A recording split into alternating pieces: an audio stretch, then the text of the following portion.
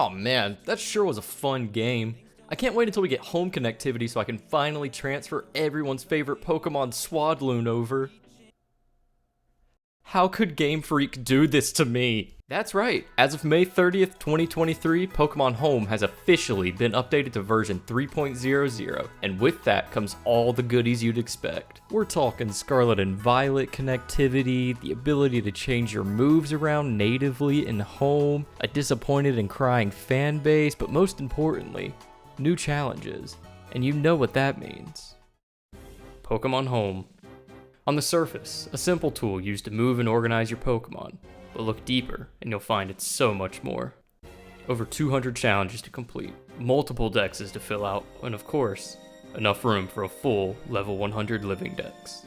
This is a series of videos chronicling my journey over the next few months as I attempt to do the impossible, 100% complete Pokemon Home. When it comes to the challenges added to Home with this update, I have to say I'm a little disappointed, but that's only because I had my hopes too high. I forgot we're talking about Game Freak here. On the Pokemon tab, we got achievements for depositing a Pokemon with the Mightiest Mark, depositing a roaming form Gimmighoul, depositing a Pokemon with the Jumbo and Mini Mark, registering 2 forms of Dudunsparce, registering 3 forms of Paldean Tauros, registering 3 varieties of Tatsugiri, and registering 4 colors of Squawkabilly. Then, over in the Trade tab, we have achievements for trading Armarouge and Ceruledge, Dugtrio and Wugtrio, Koraidon and Miraidon, Quagsire and Clodsire, Tentacruel and Toedscruel, and finally, Great Tusk and Iron Treads. I was kind of expecting Scarlet and Violet to go the same route that Legends Arceus did with its challenges, requiring us to trade all the Paradox Pokemon with their alternates, similar to how Arceus had us trading Hisuian forms with regular forms. But sadly, no. Only Iron Treads and Great Tusk get the spotlight. I think they could have done a lot more with these challenges. You know, I think it would have been neat to maybe register a Pokemon with each Terra type, or have a challenge for registering X amount of the Paradox Pokemon. Hopefully we'll see some more get added as DLC comes out, but for now there's definitely a lackluster amount of content for a completionist. On the bright side, you can finally move over 100 Pokemon and see their models out in the wilds of the Paldean region. Even though a majority of these were already accessible through the 6-star raids and the other half are legendaries. I don't know. This is neat. Of course, with getting access to a new game, we also get a brand new game-specific Pokedex on Home, and a bunch of new Pokemon for our living dex.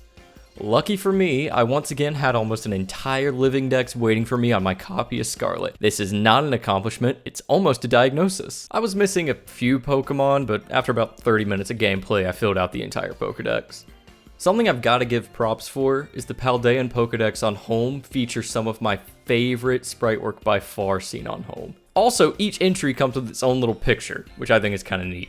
Something I was really interested in since the announcement of this update was the ability to edit moves in Home and how that would affect the move dex, so I decided to run a test. The move Aqua Cutter is only learned by a handful of Pokemon, one being Quaxly at level 21, so here's what I wanted to test.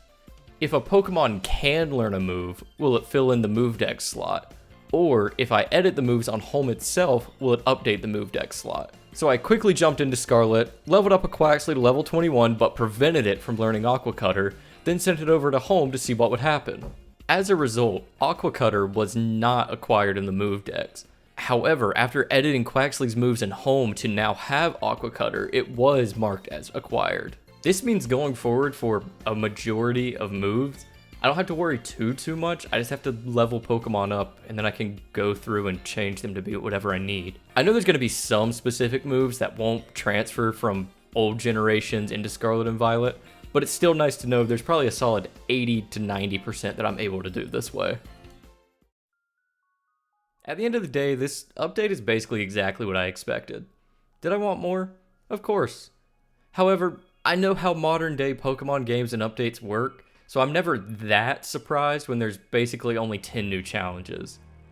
Even after this update, I'm kinda done playing Scarlet and Violet for now.